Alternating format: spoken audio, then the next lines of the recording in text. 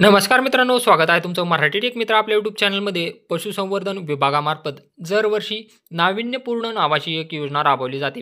त्या योजनेसाठी ऑनलाईन अर्ज सुरू झालेले आहेत आणि त्यासंबंधीचीच माहिती आज आपण या व्हिडिओमध्ये जाणून घेणार आहोत.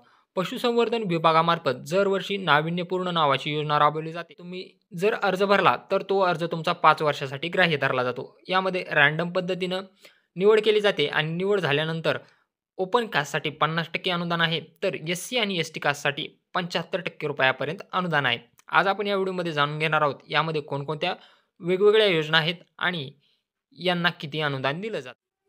त्यापूर्वी तुम्ही चॅनलवर नवीन आला असाल तर चॅनलला सबस्क्राईब करा, तसेच बेल आयकॉनला प्रेस करायला विसरू नका. आपलं टेलिग्राम चॅनलही असून त्याची लिंक तुम्हाला डिस्क्रिप्शन बॉक्समध्ये देण्यात आलेली आहे. यूट्यूब चॅनलला सबस्क्राईब केल्यानंतर सर्वप्रथम नवनवीन योजनांची माहिती आतापर्यंत पोहोचवण्याचा प्रयत्न करत असतो. तर येथे तुम्ही पाहू शकता, नाविन्यपूर्ण व जिल्हास्तरीय योजना लाभार्थीसाठी ऑनलाईन अर्ज मागवणे 2025-26 सन 2025 साठी ऑनलाईन अर्ज स्वीकारणे. ऑनलाईन अर्ज स्वीकारणे चालू दिनांक आहे 3 मे 2025 आणि समाप्ती दिनांक आहे 2 जून 2025. म्हणजे 3 मे पासून हे ऑनलाईन अर्ज करण्यासाठी सुरू झालेले आहेत आणि याची समाप्ती दिनांक आहे 2 जून 2025. यामध्ये रँडमाइज पद्धतीने लाभार्थी प्राथमिक निवड जी आहे ती 3 जून ते 7 जूनपर्यंत करण्यात येईल.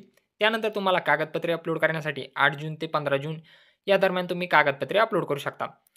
याची अंतिम जी लाभार्थी यादी आहे ती 2 जुलै 2025 रोजी प्रसारित करण्यात येईल. याचं वेळापत्रक तुम्ही पाहू शकता. आता आपण पाहूयात की यामध्ये कोणकोणत्या वेगवेगळ्या योजनांसाठी अनुदान दिलं. यामध्ये तुम्ही पाहू शकता योजनांचा तपशील. यामध्ये खालील योजना आहेत. राज्यस्तरीय योजना दुधाळ गाई म्हशीचे वाटप करणे. राज्यस्तरीय योजना शेळी मेंढी गट वाटप करणे. राज्यस्तरीय योजना 1000 मांसल पक्षी संगोपनाद्वारे कुक्कुटपालन व्यवसाय सुरू करणे. जिल्हास्तरीय योजना शेळी मेंढी गट वाटप करणे. जिल्हास्तरीय योजना दुधाळ गाई म्हशीचे वाटप करणे. जिल्हास्तरीय योजना तलंगा गट वाटप करणे. जिल्हास्तरीय योजना एक दिवसीय सुधारित पक्ष्यांच्या पिल्लाचे गट वाटप करणे. म्हणजे यामध्ये राज्यस्तरीय वेगळी योजना आहे आणि जिल्हास्तरीय वेगळी योजना आहे. यामधील एका योजनेला अनुदान किती आहे आपण पाहू. तर इथं तुम्ही पाहू शकता योजनेचे नाव 2 दुधाळ गाई किंवा म्हशीचे वाटप करणे. यामध्ये प्राधान्यक्रम कसा निवडला जातो पहा. सुरुवातीला महिला बचत गटाला प्राधान्य दिले जाईल. त्यानंतर अल्पभूधारक 1 हेक्टर ते 2 हेक्टरपर्यंतचे शेतकरी, त्यानंतर सुशिक्षित बेरोजगार, असं रँडम पद्धतीने याची निवड केली जाईल. यामध्ये तुम्ही जर संकरित गायीचा गट घेतला तर यामध्ये एका गायीसाठी ₹70,000 प्रमाणे 2 गायीचे ₹1,40,000 होतील. यामध्ये तुम्ही पाहू शकता 3 वर्षाचा तुम्हाला विमाही उतरावा लागतो. त्याचे ₹16,850 होतील. म्हणजे एकूण प्रकल्पाची किंमत जी आहे ते ₹1,56,850 होईल.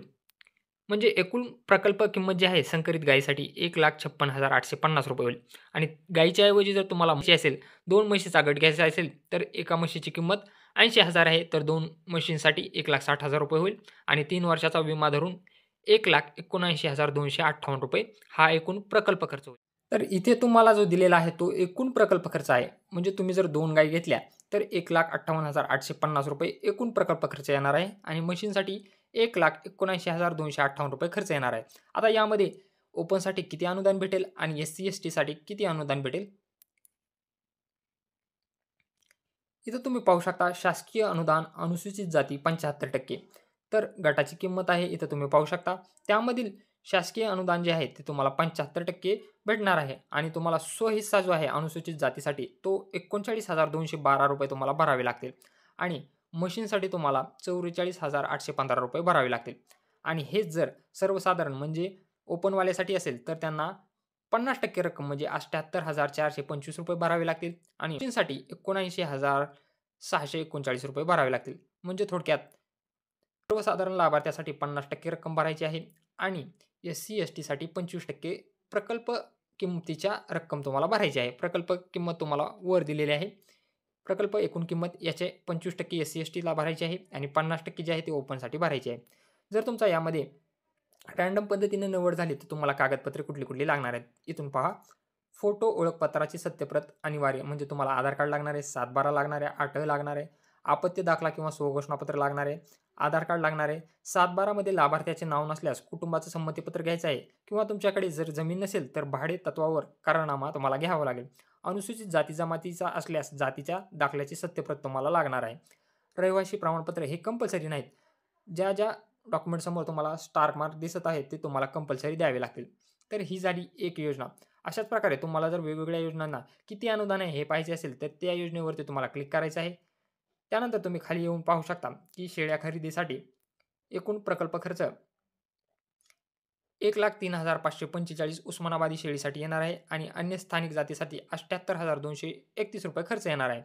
यामध्ये 10 मेंढ्या व 1 नर मेंढा जर घेतला, तर त्यासाठीचा प्रकल्प खर्च तुम्ही इथं पाहू शकता आणि या प्रकल्प खर्चासाठी तुम्हाला अनुदान किती भेटणार आहे, इथेही तुम्ही पाहू शकता. अनुसूचित जाती आणि जमातीसाठी एकूण किंमत आहे ₹1,03,545. शासनाचं अनुदान असणार आहे ₹77,659 आणि लाभार्थी स्वहिस्सा असणार आहे ₹25,886. अशा प्रकारे तुम्ही प्रत्येक योजनेची प्रकल्प किंमत आणि तुम्हाला भेटणारं अनुदान पाहू शकता. आता यासाठी अर्ज कसा करायचा? यामध्ये या घटकासाठी ऑनलाईन अप्लाय कसं करायचं? याचा व्हिडिओ आपण या अगोदरही आपल्या चॅनलवर टाकलेला आहे. त्याची लिंक तुम्हाला डिस्क्रिप्शन बॉक्समध्ये देण्यात येईल. तेथूनही तुम्ही पाहू शकता किंवा 2025-26चा ऑनलाईन अर्ज कसा भरायचा याचीही माहिती येणाऱ्या काळात आपण व्हिडिओद्वारे सांगणार आहोत. त्यामुळं चॅनलला सबस्क्राईब करा, तसेच बेल आयकॉनला प्रेस करायला विसरू नका, जेणेकरून तुम्हाला या योजनेची वेळोवेळी माहिती भेटत राहील.